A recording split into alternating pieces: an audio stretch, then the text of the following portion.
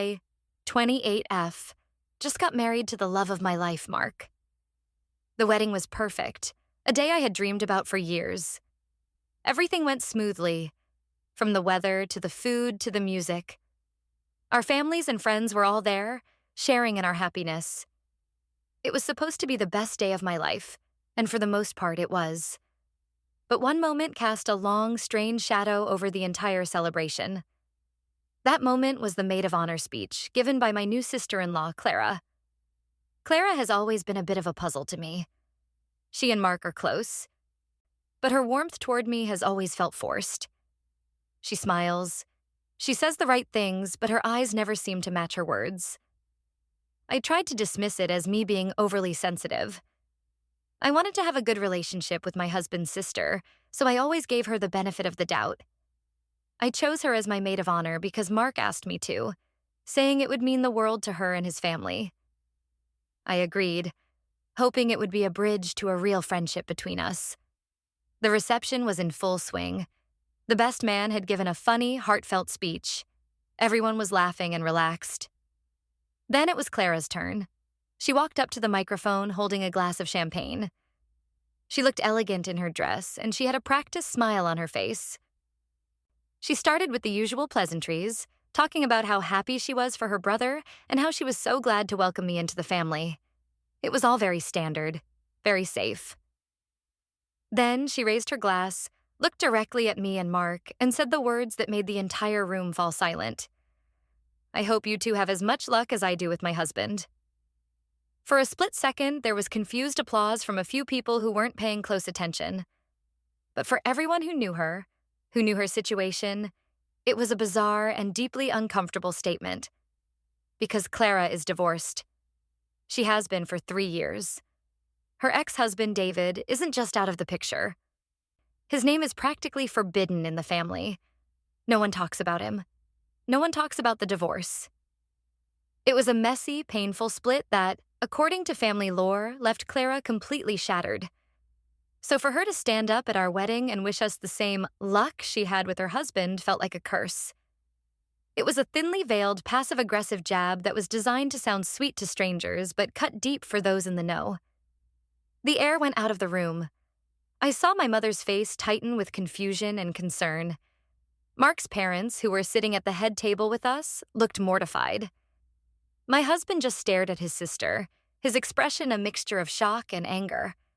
I tried to keep a smile on my face, but I could feel the heat rising in my cheeks. What was I supposed to do? What was I supposed to say? It was my wedding day. I couldn't cause a scene.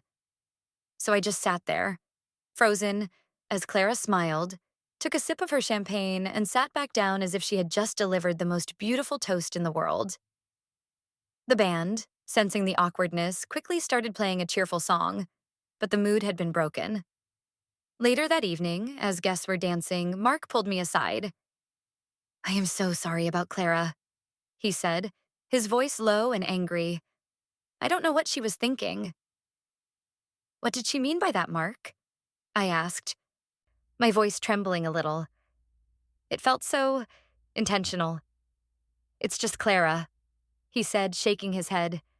"She says weird things. She doesn't think. She's been through a lot.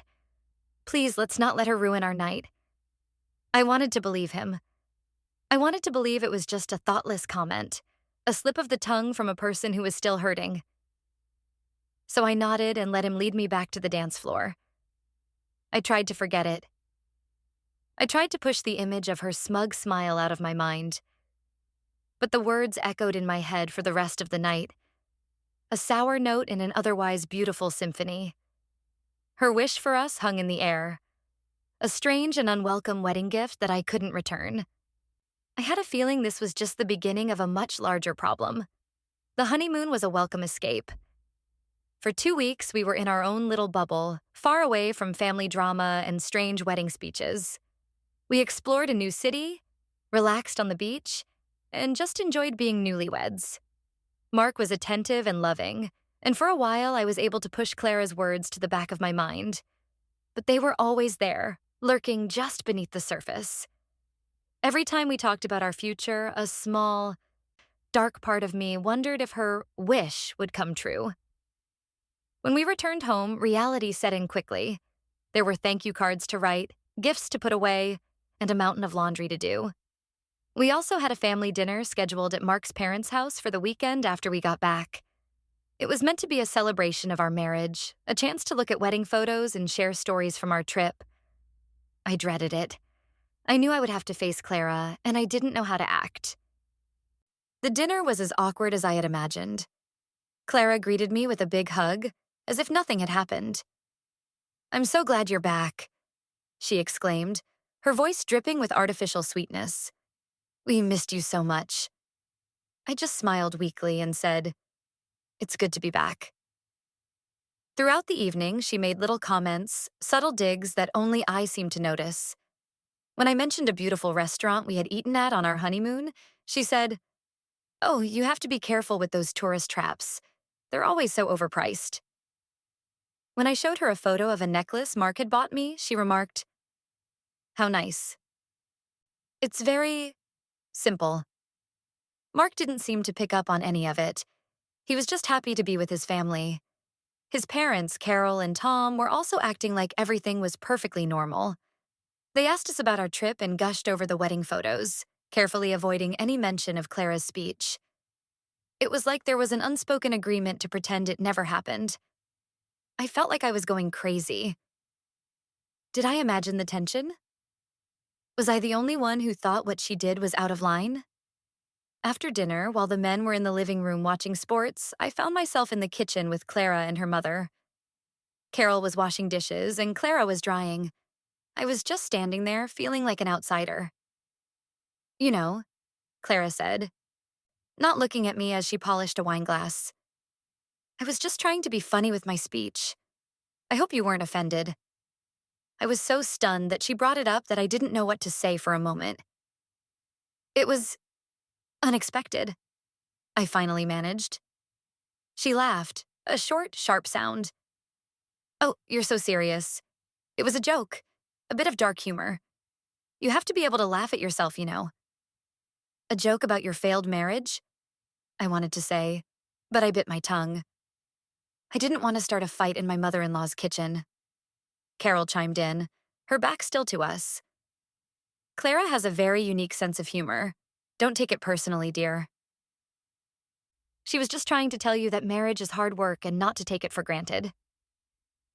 It was the most ridiculous justification I had ever heard. She wasn't offering sage advice. She was projecting her own misery onto my happiness. I realized then that they were a team. They would always defend each other, and I would always be the sensitive one, the one who couldn't take a joke. I felt a surge of anger. "Well, it wasn't funny," I said, my voice firmer than I intended. "It was embarrassing. For us and for you." Clara stopped polishing the glass and turned to face me. Her smile was gone. "Excuse me?" she said, her voice cold. "I don't think it's your place to tell me what's embarrassing for me." "Clara, that's enough," Carol said, finally turning around. She looked at me with a pleading expression. "Let's not do this. It was a beautiful wedding. Let's not spoil the memory of it." I felt cornered. They were twisting my valid feelings into an attack, making me the villain for being upset. I knew I wouldn't win, so I just said, "You're right. I'm sorry." I wasn't sorry for how I felt, but I was sorry that I was going to have to deal with this for the rest of my life. I excused myself and went to find Mark. I told him I had a headache and wanted to go home. He could see I was upset, and he didn't argue. In the car on the way home, I was silent. "What happened in the kitchen?" he asked gently. I told him about the conversation with Clara and his mom. I told him how they made me feel like I was crazy for being hurt by her speech. Mark sighed. It was a deep, weary sound. "I know she can be difficult," he said, "and my mom enables her. It's been like that ever since the divorce. They're very protective of her." "Protective?" "Mark, she was cruel, and she wasn't joking. She meant it," I insisted. "What do you mean she meant it?" he asked, looking confused. "I don't know," I admitted.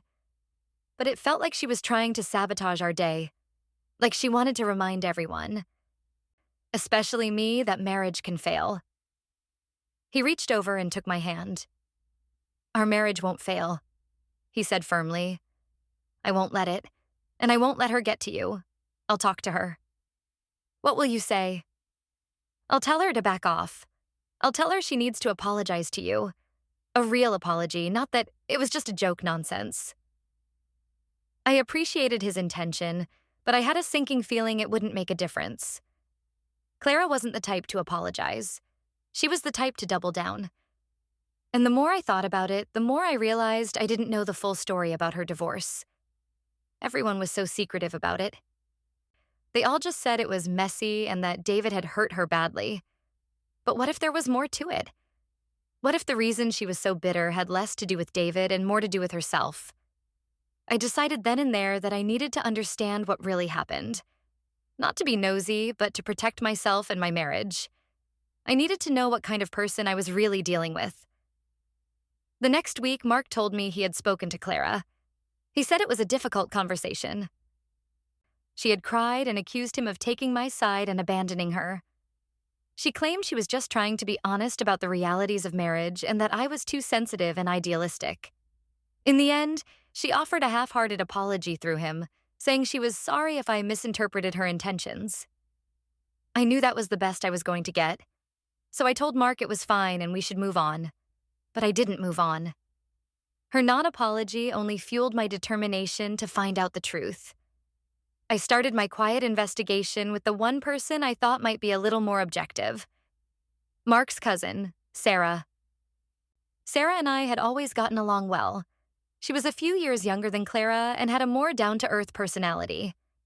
I invited her out for coffee one afternoon, under the pretense of just wanting to catch up. We talked about work and our lives for a while before I steered the conversation toward the wedding. It was such a beautiful day, Sarah said. You looked stunning.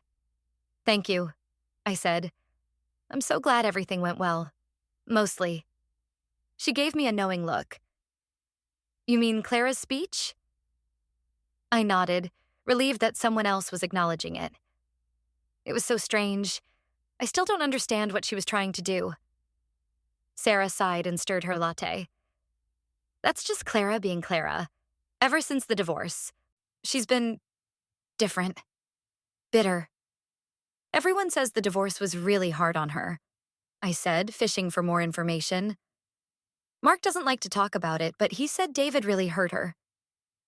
Sarah hesitated, looking around the coffee shop as if to make sure no one was listening. That's the family story, she said in a low voice. And yeah, David leaving her was hard. But it wasn't that simple.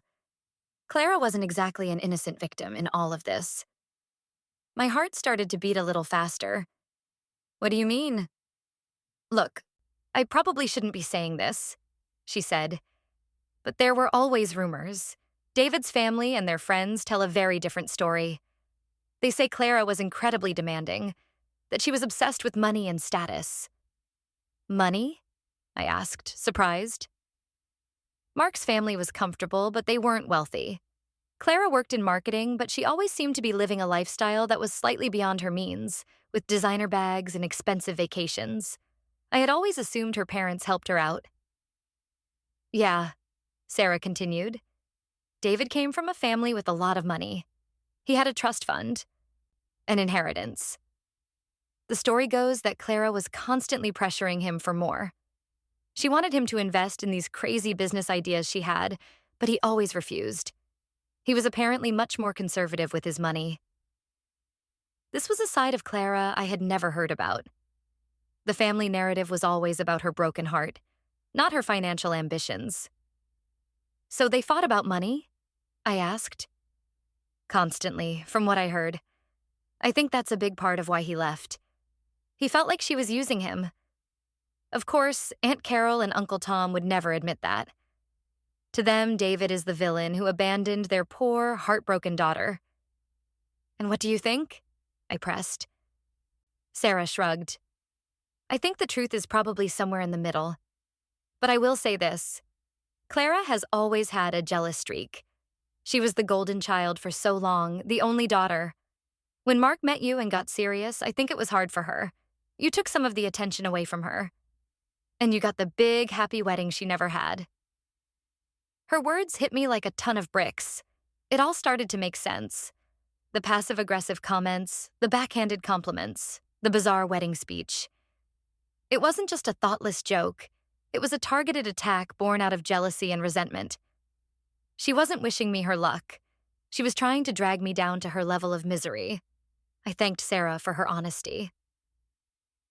She made me promise not to tell anyone we had talked. I agreed, but my mind was already racing. I now had a piece of the puzzle, but it was still incomplete. The story about money was interesting, but it didn't feel like the whole picture. There had to be something more. Something that would cause such a dramatic and secretive split. I needed to find out what really happened with her and David. And I had a feeling the only person who could tell me the full truth was David himself. The problem was, I had no idea how to find him. Finding David proved to be more difficult than I had anticipated. His name was common, and since the divorce, he had practically vanished from any social circles connected to Mark's family. His old social media profiles were deactivated, and I didn't feel comfortable asking anyone in the family for his contact information. It would raise too many questions. I spent several evenings doing deep dives on the internet, searching for any trace of him. I looked for him on professional networking sites, alumni pages from his university, anything I could think of. After several dead ends, I finally got a lead. I found an online article about a charity fundraiser from a few years ago. In one of the photos, I recognized David from the old family pictures Mark had. The caption listed his name and the company he worked for at the time, a financial firm in the city. It was a long shot, but I looked up the company. He wasn't listed on their current employee roster. I almost gave up, but then I had an idea. I searched for the company's name along with his, and I found a press release announcing his departure. It mentioned he was leaving to pursue a new venture. It didn't say what the venture was, but it gave me a timeline. He had left the firm about 6 months after the divorce was finalized. My next step was to search for business registrations filed around that time under his name. It took hours of scrolling through public records, but finally I found it. He had started his own small investment consultancy. The business address was listed, and there was a generic email address for inquiries. My hands were shaking as I composed a message. I kept it brief and professional. I introduced myself as Mark's wife and said that I was hoping to speak with him about a private matter. I didn't mention Clara. I just left my phone number and hoped he would respond. For 2 days, I heard nothing. I checked my email constantly, my stomach in knots. I started to think he had ignored it, or maybe it was the wrong email address.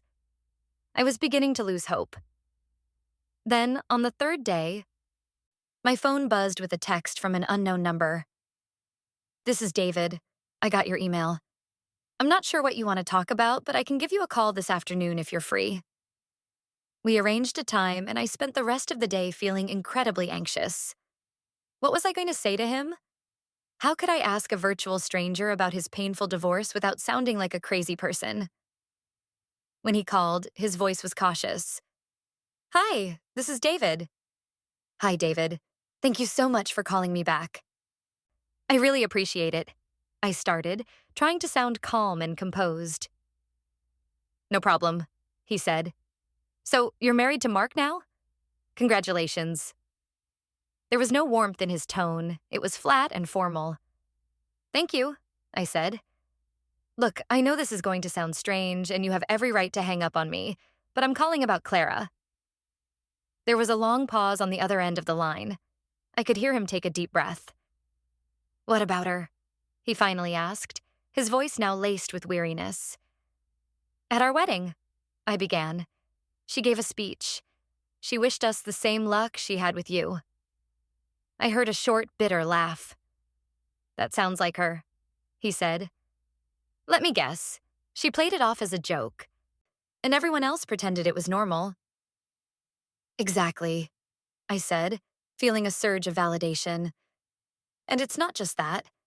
There have been other things, small comments and actions. I feel like she's trying to undermine my marriage, and I don't understand why. The family is so secretive about your divorce. They just say it was messy and that you hurt her. But I'm starting to think there's more to the story. He was silent for another long moment. I was afraid I had pushed too hard. Listen, he said, his voice low and serious. I made a promise to myself a long time ago that I would not engage with that family anymore. I've moved on with my life. Talking about the past isn't going to do anyone any good. I'm not asking you to engage with them, I pleaded. I'm just trying to understand.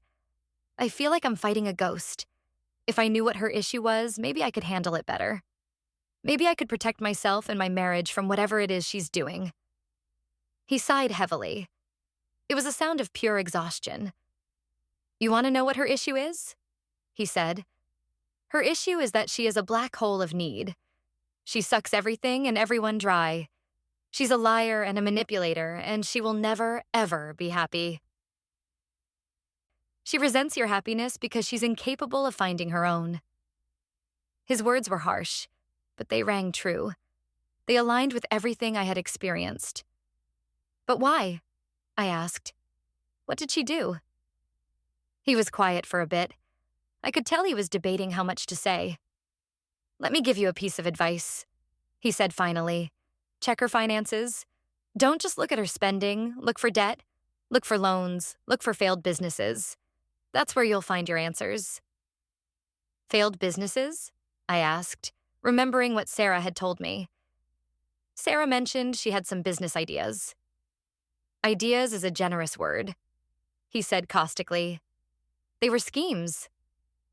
Get-rich-quick schemes that were doomed from the start. Ask her about the artisan home decor boutique she was going to open. Ask her where the startup money for that came from. Before I could ask any more questions, he cut me off. I've said more than I should have. I'm sorry, but I can't talk about this anymore. It's too painful. Good luck with Mark. He's a good guy. He just has a massive blind spot when it comes to his sister. And with that, he hung up. I was left staring at my phone, my mind reeling. A failed business. Artisan home decor. Startup money. David had given me the key, and now I just had to find the lock. I had a pretty good idea of where to start looking. My own husband. Mark had to know something about this. And if he had been hiding it from me, we were going to have a much bigger problem than just his sister. That evening, I waited for the right moment to talk to Mark. I didn't want to ambush him as soon as he got home from work. I waited until after we had dinner and were relaxing on the couch. I took a deep breath and tried to keep my tone as neutral as possible. Mark, I started, can I ask you something about Clara? He tensed up immediately. What about her? I was talking to Sarah the other day, I said, deciding to use Sarah as my entry point rather than revealing I had spoken to David. She mentioned that Clara had a business idea a few years ago. Some kind of home decor shop. Mark's expression became guarded. Yeah, so? It was just an idea she had. It never went anywhere. Are you sure? I pressed, because David seemed to think it went somewhere. The slip was unintentional. His name just came out. Mark sat up straight. You talked to David? He asked, his voice sharp with disbelief and accusation. When? Why would you do that? I had to, Mark, I said, my own voice rising. No one will tell me the truth about anything. I feel like I'm going crazy, and you and your family just keep telling me to ignore it. I found his number and I called him. He stood up and started pacing the living room. I can't believe you went behind my back like that. He is not a part of our lives for a reason. You have no idea what you're doing. Then tell me, I exclaimed, standing up to face him. Tell me the reason. Tell me about the business. Tell me why he and Clara really got divorced. Because I'm your wife, and I deserve to know the truth about the person who is actively trying to poison our marriage. He stopped pacing and looked at me, his face a mixture of anger and pain. You want to know? Fine. Yes, she had a business. She poured her heart and soul into it. She took out a loan and David was supposed to support her. But he didn't. He thought it was a stupid idea. He belittled her and refused to help. The business failed and she lost everything. He abandoned her when she was at her lowest point. That's why they got divorced. Are you happy now? His version of the story was so different from what David had hinted at. It was the classic family narrative, with Clara as the victim. But something about it didn't feel right. She took out a loan? I asked, focusing on the detail David had pointed me toward. Where did she get a loan? Did your parents co-sign for her? Mark hesitated for a fraction of a second, but I saw it. No, he said, a little too quickly. She got a business loan from a bank. And David had nothing to do with it? No, he insisted. He wanted nothing to do with the whole thing. I looked him straight in the eye. I knew he was either lying or he didn't know the whole story. Mark, I love you, I said, my voice softening. But I don't believe you. Or maybe, I don't believe that you have all the facts. David told me to ask about the startup money. He told me to check her finances. He wouldn't have said that if he wasn't involved. Mark ran his hands through his hair in frustration. Why are you trusting him? He's her ex-husband. Of course he's going to paint her in a bad light. He's bitter. Is he? I countered. Or is she? Who stood up at our wedding and made a cruel joke about her failed marriage? Who makes constant little digs at me every time we're together? Who is the one who seems to be drowning in resentment? It's not David. It's Clara. He had no answer for that. He just sank back onto the couch and put his head in his hands. I don't know what to believe anymore, he mumbled. Let's find out together, I said, sitting down next to him. I'm not trying to attack your sister. I'm trying to protect our life together. Don't you see that? Her bitterness is leaking into our home, into our marriage. We have to deal with it. He looked up at me, his eyes full of conflict. How? He asked. What can we do? First, you need to be honest with me, I said. About everything. Does Clara have money problems? Are you helping her financially? He looked away, and that was all the answer I needed. Mark, tell me. He finally confessed. He had been giving Clara money every month for the past year. Not a lot, he claimed, just enough to help with her bills. He hadn't told me because he knew I wouldn't approve, and he didn't want to fight about it. He said she was struggling to find a good job and that she was still paying off debts from her failed business. I felt a cold wave of betrayal wash over me. It wasn't just about the money. It was the secrecy. You've been lying to me, I said, my voice flat. We are supposed to be a team. We have shared financial goals. And you've been secretly funding the lifestyle of the woman who is trying to sabotage us. It's not like that, he argued weakly. She's my sister. I can't just let her struggle. She is a grown woman, Mark, I said, my anger rising again. And her struggles might be of her own making. We can't keep enabling her. Not anymore. I knew then that I had to get concrete proof. I couldn't rely on hints from David or half-truths from Mark. I needed something undeniable, something that would force Mark and his family to see Clara for who she really was.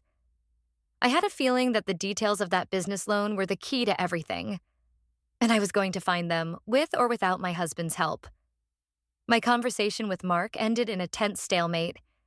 He was hurt that I had gone behind his back to talk to David, and I was angry that he had been lying to me about giving Clara money. We were sleeping in the same bed, but there was a huge chasm between us. I knew that the only way to bridge that gap was to find irrefutable proof of Clara's manipulation. I decided my next move was to try and contact David again. I knew he had been reluctant to talk, but I was hoping that now that I had more specific information, he might be willing to fill in the blanks. I sent him another text. David, it's me again. I'm sorry to bother you, but I spoke to Mark. He told me about the business loan, but his version of the story is very different from what you hinted at. He's convinced you abandoned Clara after she lost everything. I know you don't want to get involved, but I'm afraid this is starting to cause serious problems in my marriage. If you have any proof of what really happened, it would help me more than you know. I didn't expect a quick reply, but to my surprise, he texted back within the hour. What did she tell him the loan was for? I texted back. A home decor boutique. He said she got a standard business loan from a bank. His reply came instantly. She's a brilliant liar. It wasn't a standard business loan, and it wasn't from a bank. A chill went down my spine. Then what was it? I typed. It's complicated, he wrote. I can't explain it over text. Can you meet me for coffee tomorrow morning? Somewhere discreet. I think it's time you knew the whole truth. But you have to promise me that you will be careful with this information. She is vindictive. When she is cornered, she lashes out. We agreed to meet at a small cafe in a neighborhood neither of us frequented. I was a nervous wreck the entire night. I didn't tell Mark where I was going. I just said I was meeting a friend before work. The lie tasted like ash in my mouth, but I felt like I had no other choice. The next morning, I saw David sitting at a small table in the back of the cafe. He looked older than in the photos, with tired eyes and a few more gray hairs.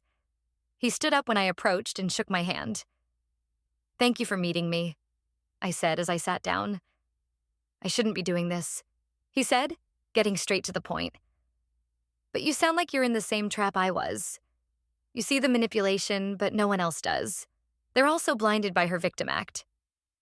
That's exactly how I feel, I said. So please, tell me what happened with the loan. He took a long sip of his coffee. Clara didn't get a loan from a bank, he began. She couldn't have. Her credit was terrible and she had no collateral. The only person who had collateral was me. Your inheritance? I guessed. He nodded grimly. My grandparents left me a significant amount of money in a trust. It was meant for my future, for my family. Clara knew about it. She was obsessed with it. She saw it as her personal piggy bank. She came to me with this business plan for her boutique. It was flimsy, with no real market research or financial projections. It was a vanity project. I told her no. I said it was too risky and I wasn't willing to gamble my inheritance on it. And she didn't take that well, I said. He let out a humorless laugh. That's the understatement of the century. She threw tantrums, she cried. She accused me of not believing in her. She told me I was trying to control her. She turned my life into a living hell for weeks, but I held firm. I refused to co-sign any loans or give her the money. He paused and his expression darkened. So, she found another way. She went to a private lender, a high-risk, high-interest kind of place. They were willing to give her the money, but only with significant collateral. She told me she had found a silent partner, an old friend who believed in her vision. I was suspicious, but I was so worn down by the constant fighting that I was just relieved she was dropping it. I thought, if her friend wants to risk their money, that's their business. But there was no silent partner, was there? I asked, already knowing the answer. No, he said, his voice barely a whisper. The silent partner was me. She forged my signature on the loan documents. She used my trust as the collateral. I didn't find out until months later when the business was already failing and she was missing payments. The lender contacted me directly, threatening to seize my assets. I gasped. I couldn't believe it. This went so far beyond just being demanding or jealous. This was criminal. What did you do? I asked. What could I do? He said, his eyes filled with a deep old pain. I confronted her. She denied it at first, of course. She said it was a misunderstanding. But I had the documents. My signature was on them, clear as day. But it wasn't my handwriting. She finally broke down and confessed. She said she was desperate. She said she was going to pay it all back before I ever found out. She begged me not to go to the police. And you didn't, I stated. No, he said, shaking his head. I was a fool. I still loved her. Or at least I thought I did. And I didn't want to destroy her family. So I made a deal with her. I would pay off the loan to protect my inheritance, and in return, she would agree to a quiet divorce. We would tell everyone we just grew apart. I made her promise she would take responsibility for her life and get help. I paid off the loan, which cost me nearly half of my inheritance. And then I filed for divorce. And she didn't keep her end of the bargain, I said. Not even close, he said bitterly. The moment the papers were signed, she started her smear campaign. She told her family and all of our friends that I had abandoned her, that I was cruel and unsupportive, that I had left her with nothing. She twisted the story to make herself the ultimate martyr. And they all believed her. It was easier to believe her than to accept that their perfect daughter and sister was a manipulative fraud. He reached into his briefcase and pulled out a thick envelope. He pushed it across the table toward me. I kept copies of everything, he said. The forged loan application, the letters from the lender, the bank statements showing me paying off the debt. This is your proof. I don't know what you're going to do with it, but I can't let her do to you and Mark what she did to me. Your marriage won't survive if he's constantly caught in the middle of her lies. I stared at the envelope, my heart pounding in my chest. This was it. The undeniable proof. The bomb that could blow up the entire family. Thank you, I said, my voice thick with emotion. I don't know how to thank you. You don't have to, he said, standing up. Just be smart. Don't show your hand until you're ready. She's a cornered animal. Be prepared for a fight. I watched him walk out of the cafe, a man who had lost so much but had finally found his peace. I clutched the envelope to my chest. He was right. I had to be smart. I couldn't just confront Clara or Mark with this. I had to choose my moment carefully. This wasn't just about proving I was right. It was about saving my marriage and putting an end to Clara's reign of terror once and for all. And I knew the perfect stage for the final act, the annual family Christmas party. It was the one event where the entire extended family would be present and there would be no escape. The weeks leading up to the Christmas party were some of the most difficult of my life. I had this explosive secret hidden away in my desk drawer, and I had to pretend that everything was normal. My relationship with Mark was strained. We were polite to each other, but the warmth was gone. He knew I was still upset. And I knew he was still torn between his loyalty to me and his ingrained habit of protecting his sister. He had stopped giving her money, at my insistence, but he was still taking her tearful phone calls and listening to her complain about how hard her life was. Clara, for her part, seemed to sense a shift in the dynamics. With her cash flow from Mark cut off, she became more desperate and more hostile.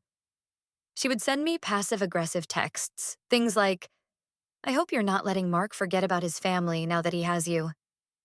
She would post old photos of her and Mark on social media with captions like, back when we were a team. Family first. It was all a calculated effort to paint me as the villain who was tearing her beloved brother away from her. I ignored it all. I knew that reacting would only give her ammunition. I had to play the long game. I spent my evenings planning, thinking through every possible scenario for the Christmas party confrontation. I had to do it in a way that would leave no room for doubt, no opportunity for her to twist the narrative. As the party drew closer, Mark tried to bridge the gap between us. One night, he came home with flowers and suggested we go out for dinner. I miss us, he said quietly. I hate this tension between us. Can we please just try to move past this thing with Clara? I want to, Mark, I said, my heart aching. But we can't move past it until it's resolved. Pretending the problem doesn't exist won't make it go away. What do you want me to do? He asked in frustration. I stopped giving her money. I told her she needs to respect you. What more can I do? You can believe me, I said simply. You can open your eyes and see her for who she is, not who you want her to be. He sighed, the same weary sigh I had heard so many times before. She's my sister, he said, as if that explained everything. And I'm your wife, I replied. And you made a vow to me. The conversation ended there, unresolved. But it strengthened my resolve. I wasn't just doing this for myself anymore. I was doing this for our marriage. Mark needed a wake-up call, and I was about to deliver it. The night of the Christmas party arrived. It was held at his parents' house, which was decorated to the nines. The atmosphere was festive, with carols playing and the scent of pine and cinnamon in the air. All the aunts, uncles, and cousins were there. It was a full house. Clara was in her element, flitting around the room, laughing loudly, and playing the part of the happy, carefree single woman. She was wearing a ridiculously expensive-looking dress, and I wondered who had paid for it. When she saw us arrive, she rushed over and gave Mark a huge hug, completely ignoring me. "Mark, I was so worried you weren't coming," she said dramatically. Then she turned to me, her smile not quite reaching her eyes. "Hello, that's a festive sweater." I was wearing a simple, elegant red cashmere sweater. It wasn't festive in a tacky way. It was just another one of her little digs. I just smiled. "Hello, Clara. Merry Christmas." I had the envelope from David in my purse. I could feel its weight, a heavy reminder of what I was about to do. I needed to wait for the right moment. I knew Clara would create an opening for me. She always did. The opportunity came after dinner as everyone was gathered in the living room for dessert and coffee. Clara, who had been drinking steadily all evening, decided it was time for her to make an announcement. She stood up and clinked her spoon against her coffee cup to get everyone's attention. "Hi, everyone," she said, her voice a little too loud. "I just wanted to say thank you all for being here. This year has been really, really hard for me. As you all know, I've been struggling a lot, financially and emotionally." She shot a pointed look at Mark. "And it's in times like these that you find out who your real family is, who really has your back." The room went quiet. I could see Mark tense up beside me. His parents looked uncomfortable. Clara continued, her voice thick with self-pity. "I've been trying so hard to get back on my feet, but it's almost impossible to do it alone. I had a dream once, a dream of building something beautiful, my own business. But I didn't get the support I needed." She looked directly at Mark and me. "Some people are just not supportive of others' dreams. They're too wrapped up in their own perfect little lives." This was it. This was the moment I had been waiting for. I stood up. My heart was hammering against my ribs, but my voice was steady when I spoke. "What dream was that, Clara?" I asked, my tone calm and inquisitive. "Was it the artisan home decor boutique?" The color drained from her face. She was not expecting me to challenge her in front of the entire family. Yes," she stammered. "What do you know about that?" "I know quite a bit, actually," I said, taking a step forward. I could feel every eye in the room on me. "I know that you had a very generous, silent partner who funded that dream for you." "I don't know what you're talking about," she said, her voice shaking. "My partner pulled out at the last minute. He abandoned me." "Is that what happened?" I asked, keeping my voice even. "Or did your partner, who was actually your husband at the time, refuse to fund your risky venture, so you took matters into your own hands?" "You're lying," she shrieked. "You're trying to turn my family against me." She looked at her mother. "Mom, are you going to let her say these things about me?" Carol started to stand up. "Now, dear, let's not air dirty laundry at Christmas." "I think it's time the laundry was aired," I said, cutting her off. I turned my attention back to Clara. "Let's talk about the loan, Clara. The one you got from the private lender. The one you secured with David's inheritance.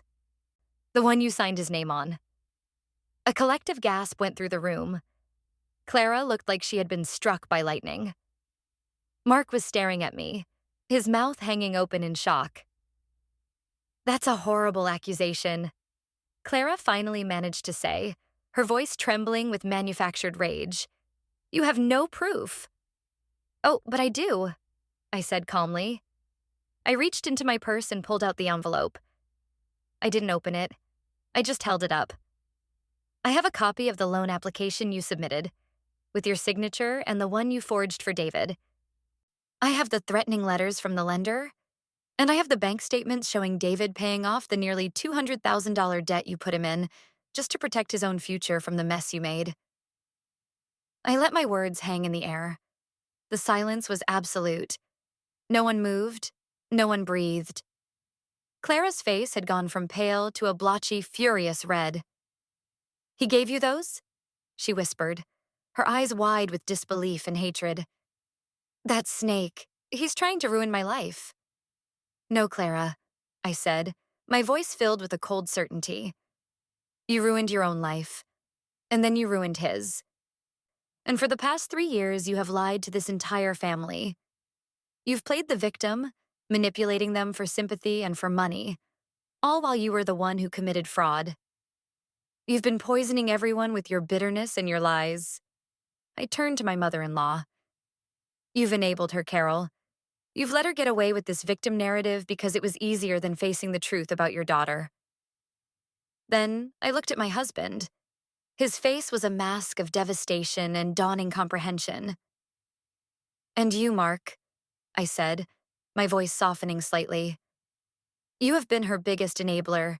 You've been letting her walk all over me, and you've been secretly giving her our money, all because you bought into her lies. I told you I was your wife. I told you to believe me." Finally, I turned back to Clara. She was crying now, but they weren't tears of remorse. They were tears of rage. "You've been so worried about me having the same luck as you," I said, my voice dropping. "Let me be clear. Your luck is the result of your own terrible choices. My luck is the man I married. A good man who has just been temporarily blinded by his loyalty to a sister who doesn't deserve it. But his eyes are open now." I walked over to Mark and stood beside him. He looked at me. And for the first time in weeks, I saw clarity in his eyes. He reached out and took my hand, his grip firm and steady. "Is it true, Clara?"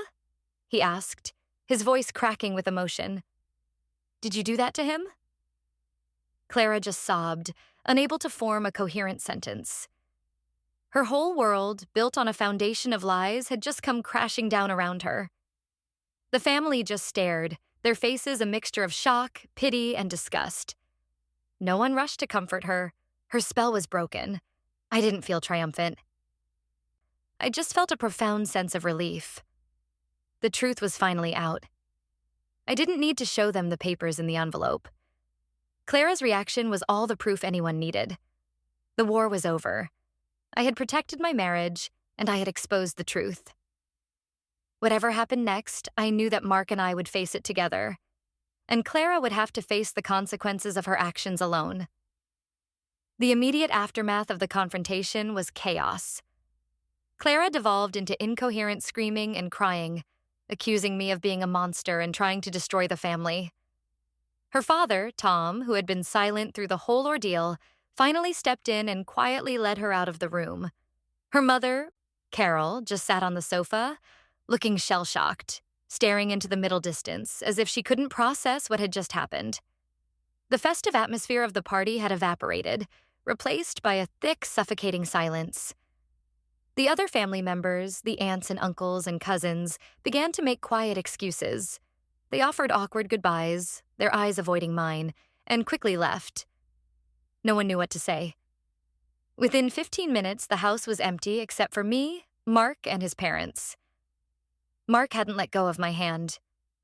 He finally turned to his mother. "Mom," he said, his voice heavy with disappointment. "Did you know about this? Did you know she forged his name?" Carol shook her head slowly, tears welling in her eyes. "No," she whispered. "I didn't know about a forgery. She just told us he refused to help her, that he was cruel. She said the debt from the business was why he left her. Oh, Tom, what have we done?" Tom returned to the living room, his face grim. "She's upstairs. She's a mess." He looked from me to Mark. "I don't know what to say. If what you said is true—" "It is true," I said quietly. I placed the envelope on the coffee table. "The proof is in here, if you need to see it." No one reached for it. Mark pulled me toward the door. "We're leaving," he said. "I can't be here right now." He looked at his parents. "We need some time. I need to think." The car ride home was silent. I didn't know what Mark was thinking. I had just detonated a bomb in the middle of his family, and while I knew it was necessary, I was terrified that the shrapnel might have mortally wounded our relationship. When we got inside our house, he finally turned to me. His eyes were red-rimmed. "Why didn't you tell me you had that?" he asked, his voice raw. "Why didn't you just show it to me? Would you have believed it?" I asked him honestly. "Or would you have gone to her first? Would you have given her a chance to spin another lie? To twist it somehow?" I knew that the only way for you and your family to see the truth was to see her reaction when she was confronted with it, when she had no time to prepare her defense. He sank onto the sofa, the fight completely gone out of him.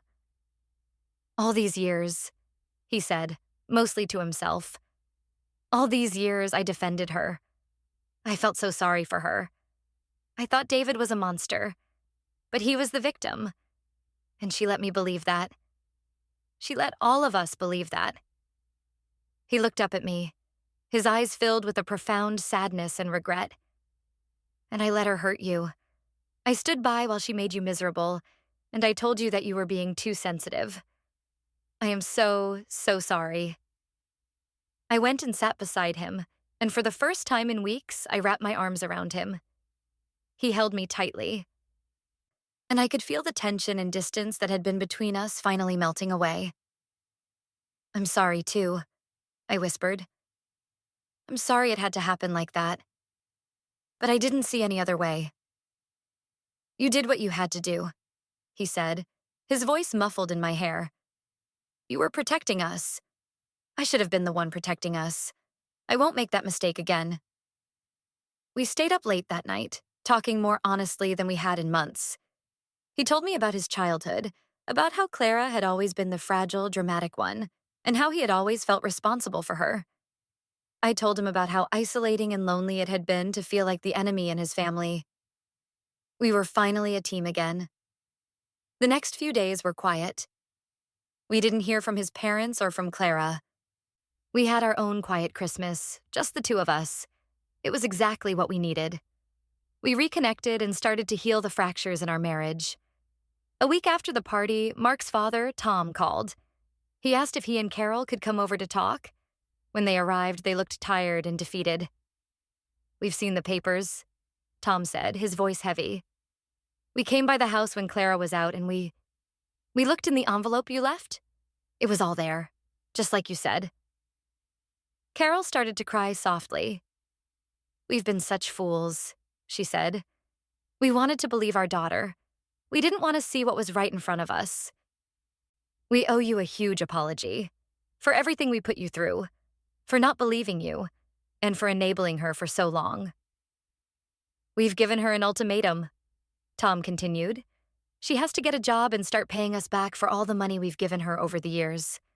She has to go to therapy to deal with her issues, and she has to write you a sincere letter of apology. If she doesn't do those things, she's cut off. Completely." It was more than I had ever expected. "What did she say?" Mark asked. "She's refusing, of course," Tom said with a sigh. "She's packed her bags. She says she's going to stay with a friend. She says we've all betrayed her." And that was the last we heard from Clara for a long time. She never wrote the letter. She moved out and her parents held firm. They stopped funding her life, and without their support, her world crumbled.